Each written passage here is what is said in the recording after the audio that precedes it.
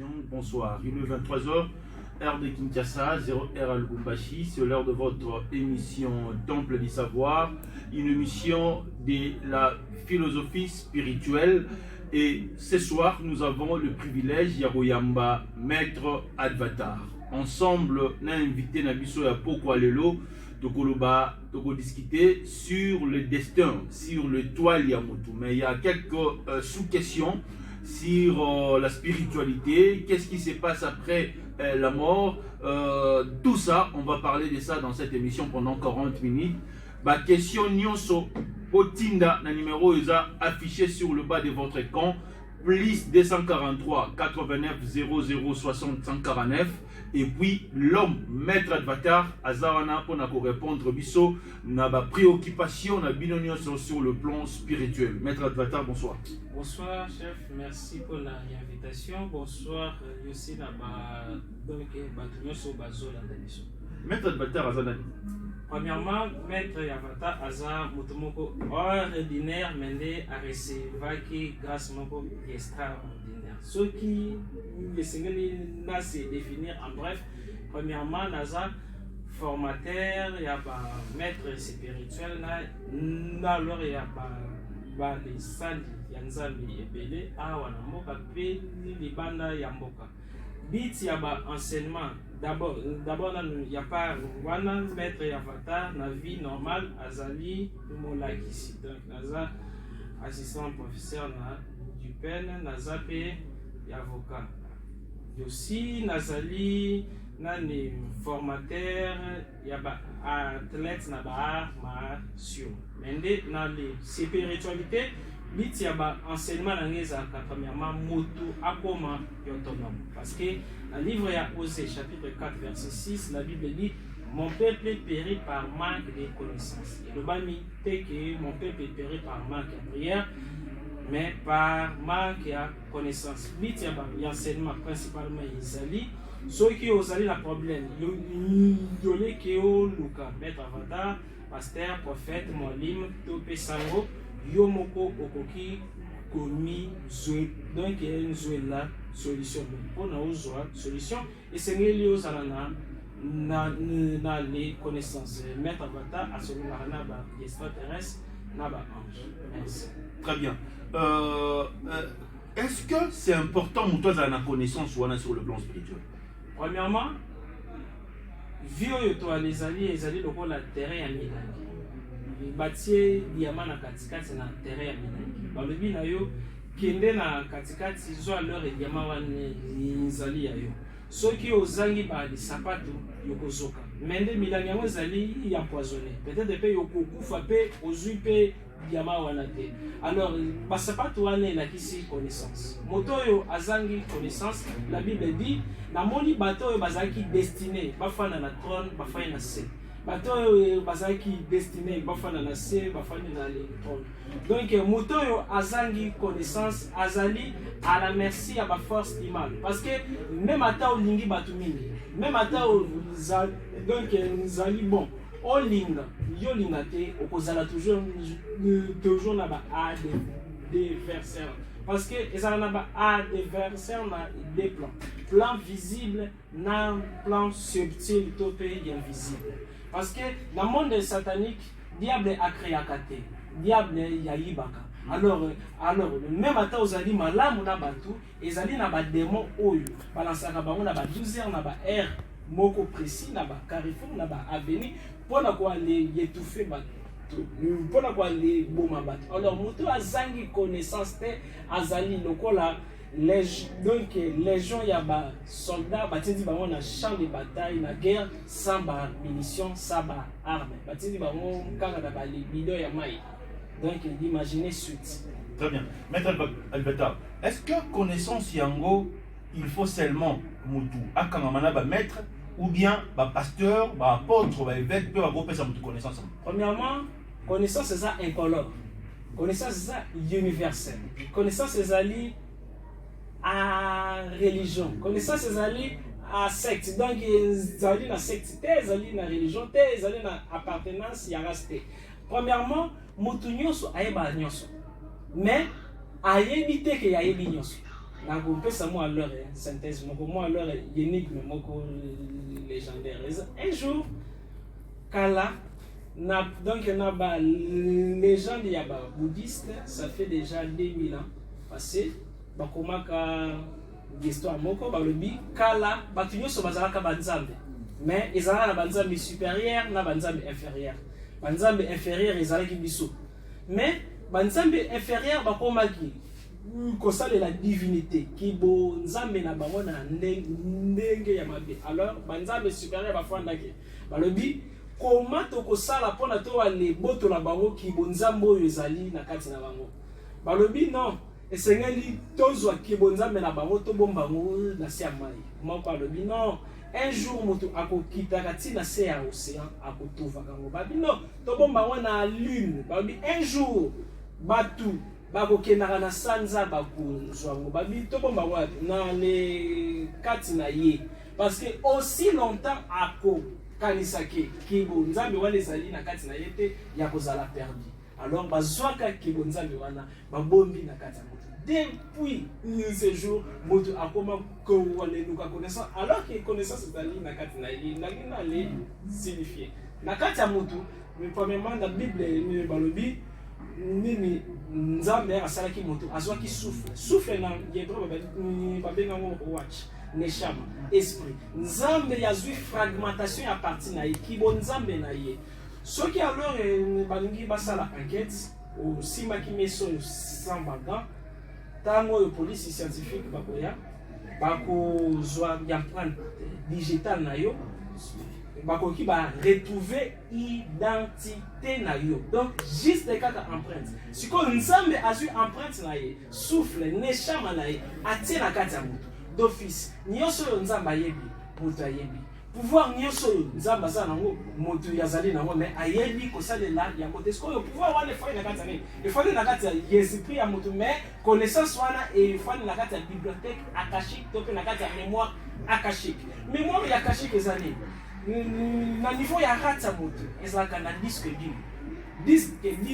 dur wana ezalaka ya enregistreur nyonso yo motu tu esengeli ayeba nyonso yo ayebite nyonso yo ezali na univers visible pe invisible. Connaissance wana efani na kati ya bibliothèque akashique na wana. Mais est-ce que yo bibliothèque akashique wana to pe mémoire ya akashique wana ezali codé, ezali verrouillé, ezali na ba méthode yo moto ya koyi ba stimuler bibliothèque akashique wana mbala moko ko nini ya kotanga ba livre te akomi illuminé. Alors pour na ya koma illuminé ezali na procédure mobimba esengeli mutu tu ya koma capable ya kolamusa kundalini to pe serpent dorsal na ye.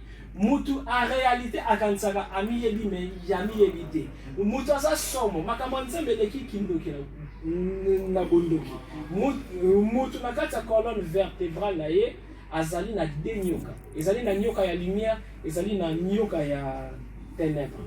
Alors, il y a la colonne vertébrale. Oui, c'est la colonne vertébrale. Et ça n'a moi si ton mobile. Moutounio, ça n'a nyoka wana ezali forme ya énergie. Premièrement, alors d'abord le Seigneur lui koyeba que non, avant au bimaba maboko ozalaki litaka spermatozoïde ozalaki na forme à peu près ya nyoka. Siko deko bimi ba maboko na kati ya colonne na yo ezali na des énergies fanda. Des énergies wana ezali na méthode yo et la mukaka. Yomonaka pharaon na chapeau na ye batiaka toujours nyoka. Nyoka elakisi kaka satanique te. Nyoka elakisi nyoka elakisi double pouvoir. Elakisi sagesse. Elakisi illumination, pouvoir, nini souplesse, prudence. Alors, nous tomoni même Jésus va comparer na nyoka. Kao yo Moïse ni ya tomolaki. Tomoni na jardin d'Éden piège guerre et bimaki grâce à nanyoyo nyoka. Toujours nyoka azali ko aller faire une apparition. Alors, ceux qui mutu akomi ko aller pratiquer ba certaines techniques spéciales.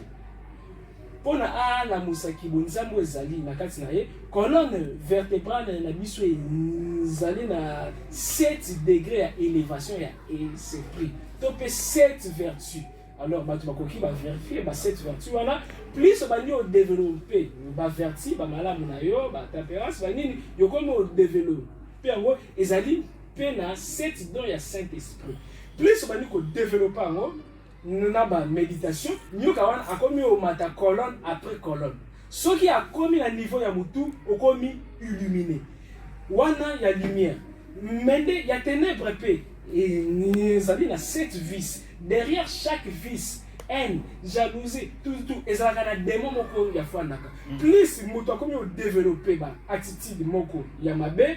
Beba les vices moko yamabe nakati na ye nyoka wana akomata dès que akomi na niveau ya front yokomi illuminé négativement ezali lokola maître Hitler azaki un maître spirituel mais azaki corrompu la suka tango yo yakomi na plus haut degré ya spiritualité et c'est là qui y a pona entre deux chemins lumière to pe ténèbres apona ki ténèbres pona a demi par là leur balobaki na ina l'esprit wana adimelaki ye yalobi esengeli luka mbeli oyo ekotaki na panzi ya Christ. Alors par là yakomaki na chasse ya les juifs azwaka mbeli wana tango yo yazwaka mbeli wana mutu nyonso yo yazwa akoma grande puissance. Alors l'Amérique ekoisaki kaka tango yo basalelaki service moko secret mpona bali Nye baye mbeliwana. Nakangi parenthèse. Mais ndi nyoka wana assez développé pakapé grâce à magie moko babenga bango magie christique azef. Magie christique azef ezali rapport sexuel moko magique oyo moto pendant acte esengeli abimisa spermatozoïde il a été ezali na ba méthode na précis Jésus grand maître ni ya sala mona pyramide ya Képhrem na leur déesse ya pyramide. Jésus sur la terre a ça fait rapport sexuel. A ça fait le rapport sexuel. La Bible dit pas ça. Alors na moisi. Bible ezali lokola balobi chef sala ninyo yo eloko yo babengi comme ninyo résumé à journal. Veut dire que balobi makambo nyonso ya yina ne lobango na 10 minutes. Bible ezali donc sendé ezali donc codé chaque verset ya Bible et ezali premièrement na 8 dimensions ya profondeur ezali la dimension occulte na leur dimension culte donc il y a plus na Rome tango oyo basengisaki ba livre bazwaki nyonso te batikaki misusu mais ndambo oyo bazwaki ezali na ba profondeur Jésus azalaka noir ezali donc na ba makambo ebele ba noni oyebi plus soki olingi yo diriger bato bien na ba c'est terme ya kala plus bato bazangi boyebi plus moto ya yebi azali la pouvoir sur bango. Alors comme religion nous avons d'abord commercial politique. Alors, bakoki ko aller bimisela batu vérité nyonso te. C'est comme aux alliés mécaniciens. Na ye o bonisela nga mutuka, yo o aller la kisinga mécanique. Yo nde mutu yo koshona. La même chose comme à leur bazo ke mo commerce et sengeli ba le kosamu bato. Alors, makambo ebelo yo batu bakantsaka zaka bongo te. Mosusu bakantsaka zaka bongo nde de bongo te zaka bongo. Merci. 89 00 60 149. Le Temple du Savoir, je n'ai pas vraiment beaucoup à parler. Nous laissons le temps d'inviter à s'exprimer, à fungola conscience, topé mémoire, oh et lalaki, na tic moko spirituel, potozwa connaissance. Explique-nous vraiment rôle ya serpent. Merci. Premièrement, Motu, bisonyo soawa, to les alibana ya nyoka. Jésus même a qualifié il a dit race de vipères. Parce que yé moko azaki pe mbanda ya nyoka dès que okoti na mokili zali na ba zodiac na éviter déjà leur bato bayoka ba signe zodiacal. Alors zodiac zali justement bref ba les chambres ya ba partie oyo za na kati ya nyoka. Nyoka wana bakoki babengi zodiac topé Ouroboros, les serpents qui se mord la queue.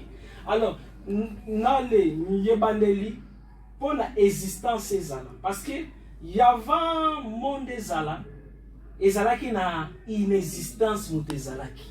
Nale inexistence wana ezali na nzambo oyo azanga kombo azanga forme.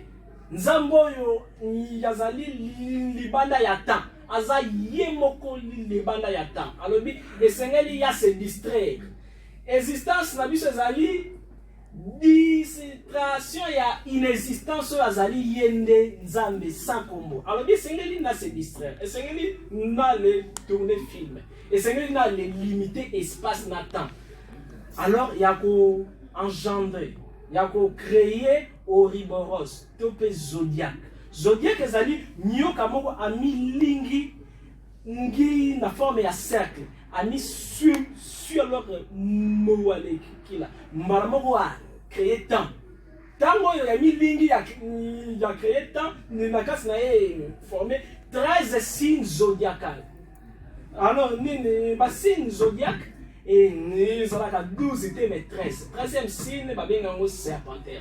Alors, mutu nyoso, oyo a wuti na passé à inexistence, oyo azali nzambe. Alingi ya kota na kati ya existence. Et seigneur ya leka na zodiaque moko.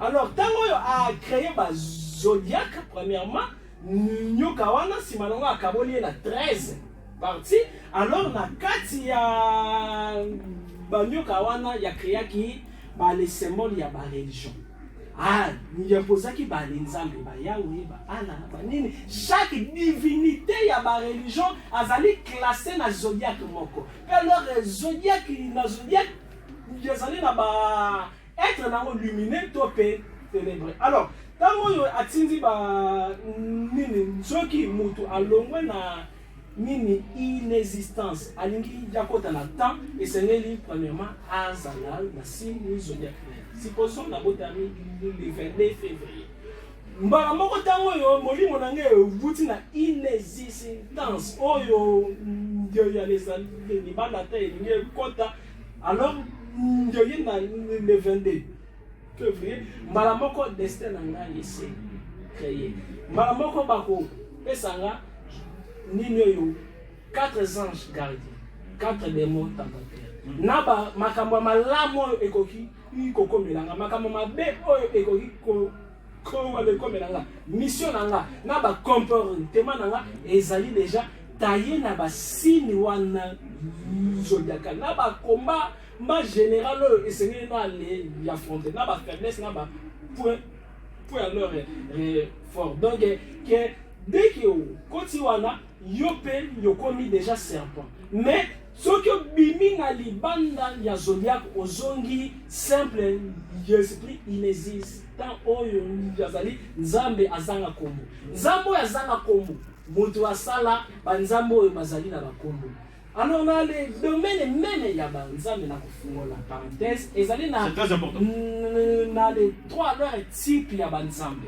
ezali na banzambe égrégorique ezali na banzambe cosmique ezali na nzambe de vide unique sans nom différence ezali nini tobandi d'abord na banzambe égrégorique ngai na yo towale soloni kino banda lelo towale créer religion na biso bulangi oyo yekomi nzambe na biso topesi peut-être comme tsingi dès que biso mi ale bale to ale croire que donc mulangi oyo topesi kombo tsingi azali nzambe mutu na kati na ye akreaka nzambe akreaka mutu akreaka parce que mutu yazali prolongement ya divinité prolongement ya nzambe mutu yazali microcosme micro qui veut dire petit cosmos qui veut dire univers alors dès que mutu a pensé ezalaka néante Bible même Christ Jésus grand maître il est au fond il y a le but place 2 3 basangani nazali na kati na alors dès que batu nyonso ba croire que eloko yo il est comme nzambe d'office na monde ya ba esprit égrégore moko et c'est créé tingi moko ya c'est créé yepe a comme indépendant par rapport à biso il a créé pe barange na ye a créé pe paradis na ye a créé pe ya faire na ye mais biso batu to komaki ba libeko na ye que non et seigneur to wande to sakaye bobo lobi to ale kufi ye sikoyo ya tikali libre akomi nzambe plus batu ba ko bana ko ale croire na ye plus pe azali ko ale grandir azali ko ale kola parce que a liaka croyance plus bato batiki ko aller croire na ye a disparaître soki pe okufi alors akobema yo pe na paradi na ye to pe na ya faire na ye babengi bango badie égrégorique ezalaka créer na bagroupe ya bacollectivité ya bato parce que mutu alingaka eloko moko oyo ezali des fois parle pas de la émotion métier vraiment nzambe ya solo azalaka kanda te azalaka pe gentillité parce que azali mutu te akoki ozala na ba émotion te mais nzambe ya bible azali égrégore parce que la bible dit a regretté quoi aller ça la bato mais azali omniscient ayebaki te ke nini asali bato na jardin de aller de balobi Adam na Eve babatami yazol luka bon mais yazali omniscient ayebaki te ke tango yo yatie bango wana nyoka yako sumukisa bango ayebaki te ke nini baleli bungi azali kowale poser bango ba question pourquoi alors wana ezali juste banzambe égrégorique banzambe ya ba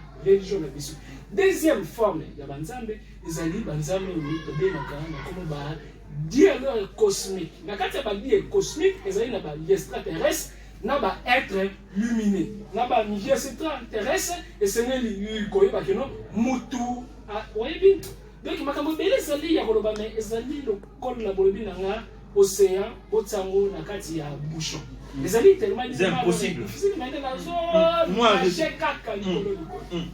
On va prendre du temps.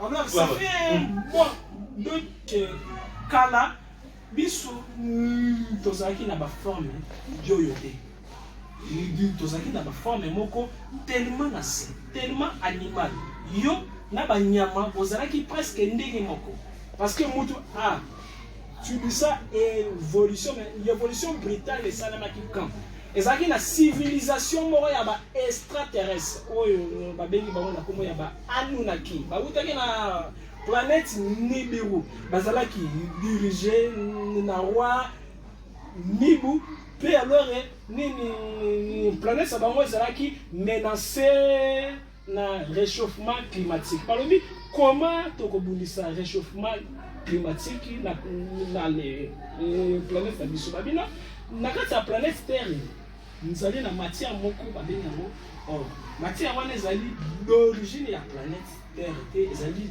d'origine soleil planète or butaka na moi babi bon matière wana ezali capable ya ko bloquer réchauffement climatique na biso mais avant wana na planète terre ezalaki déjà na ba extraterrestre moko bazalaki awa tokoki kobenga bango banani intraterrestre yo nanga tozalaki ba espèce moko oyo bazalaki négligé balekolo planète oyo bazalaki ya l'époque wana ntango oyo nani moto akomi développé à l'heure été déjà donc bato babandaki ofanda na planète terre terre bazaki déjà évolué bazaki na ba vaisseau bazaki déjà donc technologie bazaki déjà avancée ntango ba extraterrestre wana bali kiti awa ezaki na guerre na bango na ba intraterrestre na ba extraterrestre intramédi à l'intérieur extra il y a l'extérieur ntango oyo basali guerre automatiquement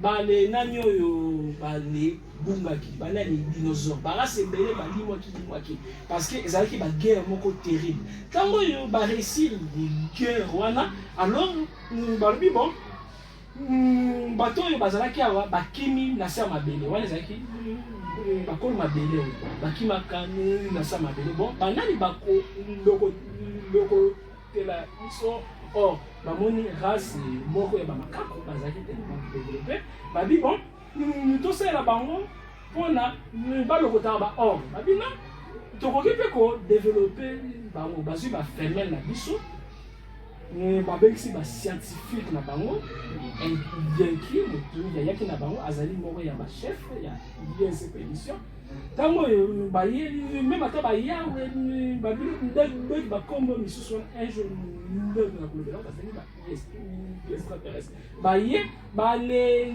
zalisi supermatozoïde na bango na bale femelle na biso alors tokobota bana moko bakozala mayele mbala moko baforme ekomi kose modifié après yaka na ba extraterrestre ebele. Donc planète terre ezali lokola champ d'expérience biso bahumain d'abord towale mosali bale yo kobai na biso bahumain toza bakobai ya extraterrestre oyebi na likolo ya CIA ezali na service secret moko mondial oyo baextraterrestre mpe bazalaka na mo ya cuir bakoki koale sala ke population bayini président moko bayebi te pourquoi bayini.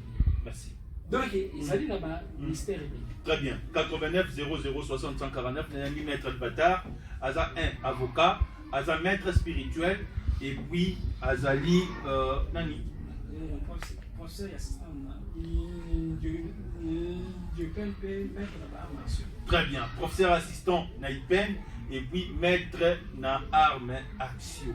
Maître, comment est le temple comment on dit? Donc, l'ordre de Melchisedec, Fondation Jésus des Grandes Richesses. Pourquoi? D'abord, Melchisedec a dit un grand esprit, mais moi, il y a tout et un jour, tout ça là, une émission sur il y a seulement transformation, il y a le connu. Zangatina, donc motu nyonso azali nzambe moko alala ezali na possibilité olamusaki bonzambo ezali na kati na ya bwana na bisika bit ezali ngate motu na sungola ba problème pasteur te prophète te mwalimu te mais yo moko yo miso comment kasi grâce à ma connaissance il y a une formation dans la une formation initiation aussi initiation parce qu'il y a format et parce que nga leur na bomba na ba ni ya seulement na ka comme donc kamikaze la ministre la ministre on est on a bénéficié oyabi même ata basala nzembe senel ba yebona makambo ya moni soko lingi o sambe na moi si tope mobali keba yokoki obalusa moto wana l'étoile ezali na bato sabi non banda na nakendaki basimbaki ngai na mutu mbala moko makambo baby ezali na ba technique donc misapi oyo nyingi tout biso ezali na ba code ndenge alors basimbaka mutu ya mobali esati ndenge basimbaka moto en moi premièrement chaque loko olingi yo tsenga nzambe ezaka na jour nango vibratoire yomisa esengeli yose koyeba keno demo oyo aza ya mai ya moto tope ya mo pepe batu misusu bamili ke la bani problème peut-être demo azo déranger vino jazali ya moto yo wana zali ndela natina yo moto ya mavina na moto mais ezala kwa la mission ni yo boma yo bwaki na Josia. Quand est-ce que vous priez dans Ngomba? Quand est-ce que vous priez? Quand est-ce que vous ça la gêne? Alors, Moutou Azali ko s'aventurer dans le combat spirituel sans leur les précisions. Azali commis la destruction. Parce que même maintenant, Jésus a qui taille à former les disciples. Malgré qu'il a formé qui bango, et ça qui n'a pas résistance. Et ça qui comme les bakeri bastali et les France des mondani mutumayona Seigneur bakoki na bangote. Comme ceux qui ont l'ingio tsenga nzambe peut-être nini kinya na foyer na yo. Ezali na jour lundi. Mais yebaka chaque likambo ezali na journée na yo, ezali na heure na yo. Ezali na minutes nango, ezali na couleur vibratoire nango. Alors comme batu bayebi yango te, batu bakoma ko sambela comme pemi. Par là bakoma loba non, batu ya kisi makambo nzalaka rapide, na nzambe malema. Non, nzambe a changé te, aza les mêmes. Hier, aujourd'hui et éternellement. Mais pourquoi toujours parle paix quintessence y a ba vibration na yete? Ezali justement parce que Jésus a le but, vous alors priez mal, boyebi ko aller bon de la tête. C'est pas ça. Très bien. Maître, ton accoutrement fait peur na bateau dans l'absolu. Tout le monde l'a dit noir, na écharpe pour Jésus a nek volata et puis canne et serpent. Cela veut dire quoi? Premièrement, derrière chaque couleur, ça a un esprit ou chaque tozwi par exemple couleur mauve tozwa kaka couleur mauve soki osentir ke na butu yozolala bien te baesprit mabe bazwi déranger il suffit kaka ozwi kaka couleur mauve oale prononcele yango parole otandi yango na mbetu to mpe ozipiki yango yata ataka yango ya ndenge ekozala na efete pourquoi couleur mauve derrière chaque couleur ezalaka na baesprit oyo bavibaka wana positivement to mpe négativement tozwi comme couleur noire couleur noire ezali capable ya kotia motu na contact na baesprit ya bakoko ya bayancetre to mpe ya bawei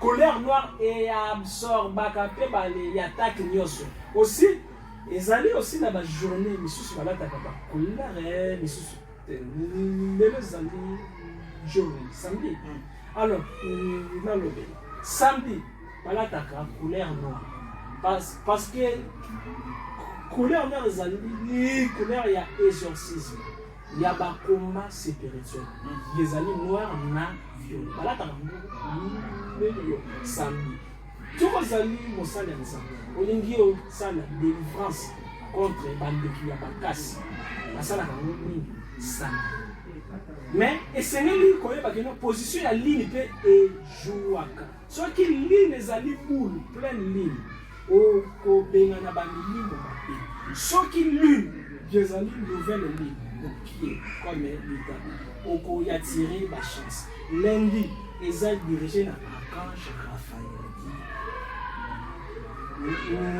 d'abord dimanche dirigé na l'archange Michael couleur ezalaka orange pembe to mpe or dimanche basengaka nyonso oyo olingi wana nde ezali serpence lundi donc dirigé na l'archange Gabriel astre ezali lundi lundi na dimanche na soleil lundi mpona baproblème californie de couleur blanche mardi mpona makambo nyonso ezali na justice yoseki na tribunal combat vengeance wana mardi dirigé na archange Samael yazalaka demo kala mais yabongolama donc yabongolama oyebi bajournaliste ya lola bazalaka te ezali na badémon misusu bazonga na baange ezali na baange mingi bapriere na bango bakona bango bandi ezali comme motu azali na majorité akomi na opposition ezali na opposition akomi na majorité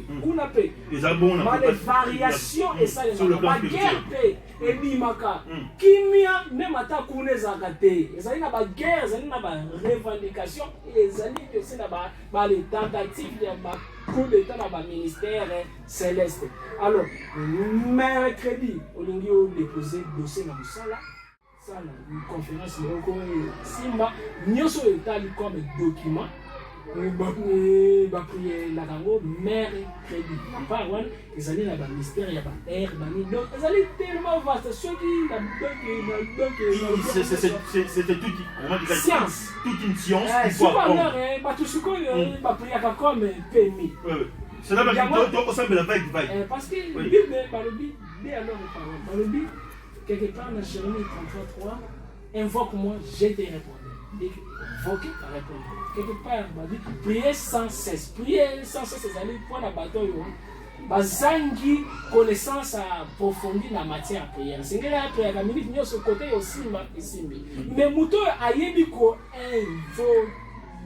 aleki ayebi ke donc na prier boye esengeli nayeba ba-esprit nzambe andimi to ya boyi kaka ndenge banaki tosolola na ba-abraham nzambe mpe asololaka na biso me toyebi baenseignement koma kofungola matoi ya molimo te ezalaka na zola molimo okoki koyoka sola molimo ezalaka na miso ya molimo ezalaka na matoi ya molimo ezalaka na poso ya molimo ezalaka na lolemo ya molimo me biso toyebi koactiva yango te.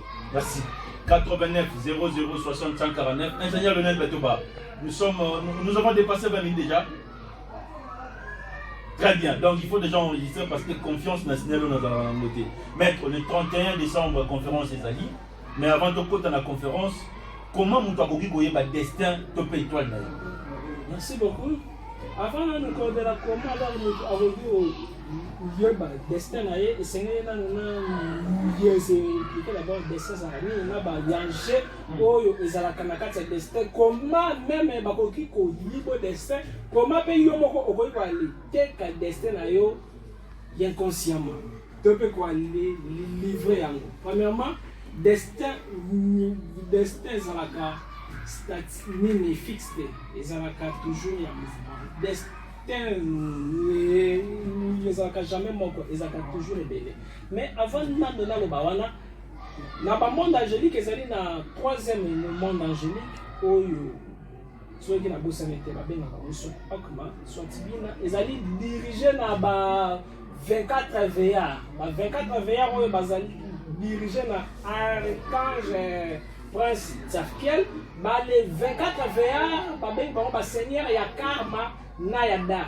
Karma là ici simplement ba mabenya sous toi ça là qui c'est lié zongela et dharma ba malamu nyoso c'est lié zongela. Bazali considéré comme les magistrats célestes. Bango batu ba classe à destin.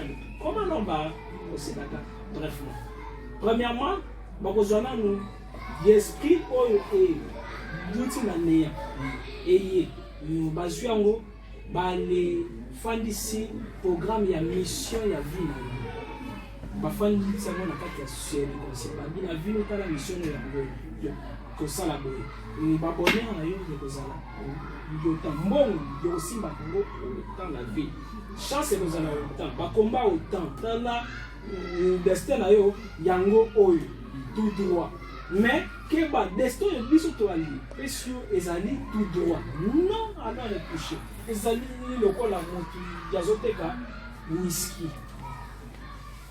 jibi to whisky moko boye mais a ye moko ya bino esengeli na le modifier yango pona ezala ngebele parce que nazali commerçant ya bakisi yango mai mala moko ye perdre qualité balobi na motu destin ezali pure eza moko mais keba ezali na badestin misusu oyo yo moko okoki ocréer c'est comme boulevard ezalaka toujours na baavenir ya bakatikati destin mpe ezali bongo nde kaloba tracé bongo bayebiso yo moko owale poni famille nini yokobotama wana nano mpona première incarnation okopona famille yo moko ntango tozalaka na circonstance kuna deja na monde ya esprit nsima nango bazwi makambo tu oyo basololaki na yo na oyo oyebi babombi yango na sebe conscient na yo yapres alors bakozwa molimo na yo bakofandisa yango na kati ya étoile to mpe na kati ya astre moko alors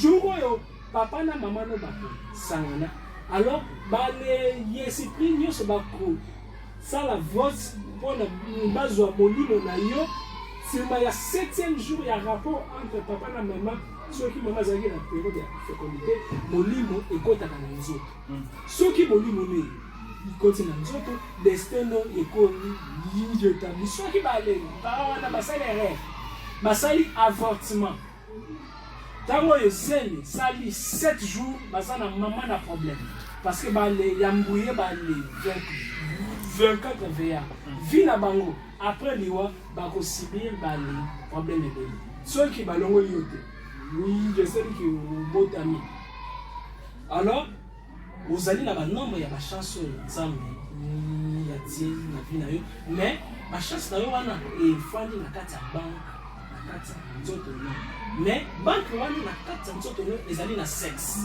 mais sexe na yo ezali na code ezali na clé bandoki bakoki komona avenir na yo mais bakoki otouche te mpona batouche esengeli bale décoder sexe na yo alors comment no bakodécoder sexe na yo bakoki soit batindeli yo mari de nuit to mpe femme de nuit to mpe bakotisi yo molimo ya komisepelisa ya masturbation dès que osali yakti wana la bible dit dès que motu asangani na mwasi to mpe na mobali bakomi eloko moko ezali na monde ya baesprit eza na lilite naema na asmode bango bagéraka bamari de nuit na bafamille de mibale ekibi na basukeli yoko sangana na alors est mort donc moko na bango inconsciemment oyo ya kozwa code na yo premièrement apesi yango na monde ya bandoki mpona bachange bakoki ochange. Alors na monde ya bandoki na mai na 4e dimension na monde Tartaris ezali na banque moko wana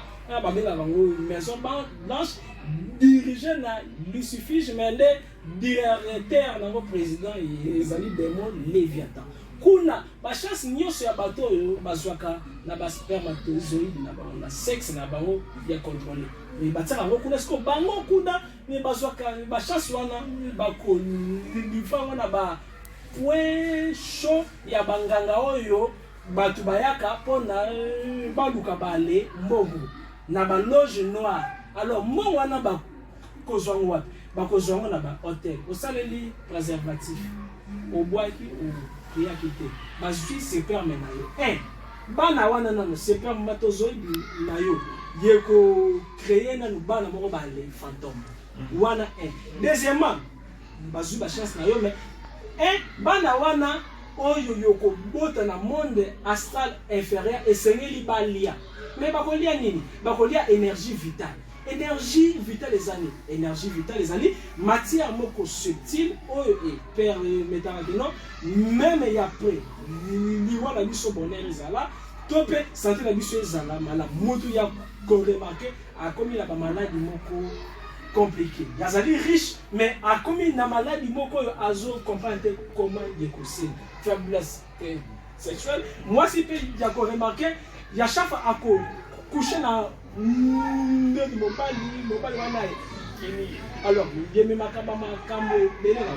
Alors soki ba décoder yo étoile comment yo koyeba kino étoile na les ali décoder soki ba force mal ba les maîtriser vie na yo premièrement ba ko goma service ya contre espionnage les années na cerveau na mutu nzambe ya tsana kati na ye capacité ya koyeba nyonso ekoki ko comme la Bible le dit que non Nzambe alobelaka biso tango eto lala mais dès que yo okomi incapable de maîtriser ba rêve na yo y a pas de problème. So les amis premier jour ça va mais so que comme il continue y a pas déjà ba komi ko ya attaquer yo ba limite oyeba makambu nini ezoleka na vie na yo adage moko toujours na baka loba na ngai bandoko na yo ba nini ya finir na yo yeloko moko te ekoki oyo salema na monde physique soki esalemi nanu na monde invisible omoni ndenge ofandi awa na bamonde spirituel ozali na adresse ozali mpe na ndako soki ndoki alingi ya salo mabe akoyawa te akangi yo nzete biso nyonso tokolanda ye akoluka adresse na yo na monde spirituel mais nde kuna misu ezali ya kokangama ya koki kuna déséquilibré abotoli yo nyonso mais awo ezali na nyonso okoremarke kaka bino kufa kufa okomi par terre. Pourquoi? Parce que déjà kuna déjà bakomi si yo fazer kuna déjà bakomi bana na yo kuna déjà donc monde physique ezaka na monde ya ba rediffusion mais na ba enseignement na ngai ezaka nini ozala conscient na butu mpe na moi parce que olingolinga te mutu nyonso apumbwaka na butu ndoki apumbwaka biso nyonso mpe toapumbwaka sans même na tenien biologie il me délivre du filet de l'oiseleur filet ya ndeke batiaka yango jamais na se filet ya ndeke batiaka yango likolo mutu nyonso donc ezalaki juste kaka ya connexion mais nde nalobi nyonso nakokaki. Très bien, vie la permission de l'honorable Ntingi Pouloulou. Les visionneurs et Ntingi Télévision, nous allons commencer à recevoir Maître Albatar, presque parce que il nous a demandé pour recevoir les 31 conférences des alliés, ce qui a 5 minutes, le précipitation d'adresse et puis conférence et la Nîmes. Premièrement, chaque le 25 décembre, on a le 31 décembre. Et nous avons une élection là-bas. Dans les 2019, nous avons marqué ma campagne de l'école en 2020. Même à la coronavirus. Pourquoi? Et ça on a un jour à diriger chaque année. Et ça on a un jour à diriger chaque année à Sika. Et ça on a paix na ba démo à diriger chaque année à Sika. Élection là-bas quoi? Ça pendant le 25, parce que le 31 décembre.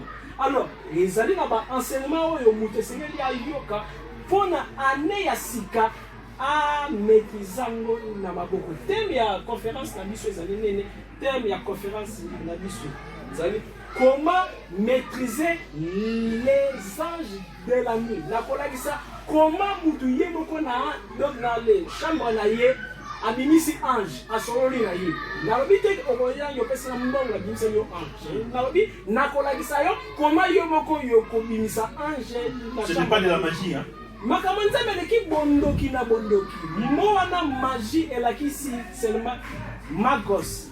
Magos veut dire sage. Wa mage na lingala babengi bango. Mais ce qu'on a forte c'est que le plan spirituel le bimisi ange boy.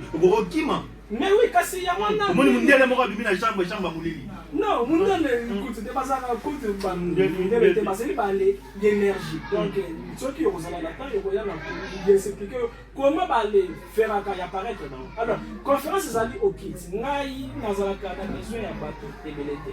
Donc bato ba kubenga donc baku s'enregistrer bureau ezali na matali kibala na kati ya campagne mende na ya makara et d'abord esengaka moto azwa rendez-vous na le WhatsApp na numéro na ngai. Alors ça s'appelle directement numéro. Vraiment ezali avant le 31 décembre. Numéro ya téléphone ezali 00243 421 611 867 00243 421 611 867 maluba moko ya soka na koloba likolo ya connaissance ezaka na connaissance mosusu nyonso oyo pasteur nous yalobaka yango wana tekaka nzambe asuki nzambe yalobi mayele na nga eleki mayele na bino na likolo nzambe yakoki obanda awa asuki yawa te. Donc ndeko nanga soki nzambe ya permettre olanda veut dire que alingi ya matisa vie alors na yo dimension ya connaissance na yo ezali dimension ya champ ya impact na yo sur le terrain. Très bien, c'était Maître Advata ndeto yambaki mokolo ya lelo. Je pense que Maître apesi numéro ceux qui posent na posa aux numéro Maître koyo qui ont bien été benginga directement après émission na repesi numéro conférence ezali le 31. On enregistre déjà batunyo surtout pour côté la conférence bien avant le 25 va enregistrer pour que autant la connaissance nous serons là. C'est 18h à 3h. 18h à 3h du matin, dès que la connaissance. Waouh! Plus de 143 89 00 60 149. Au moins nous allons nous lire. Si comme monsieur Fungwamio. Ciao.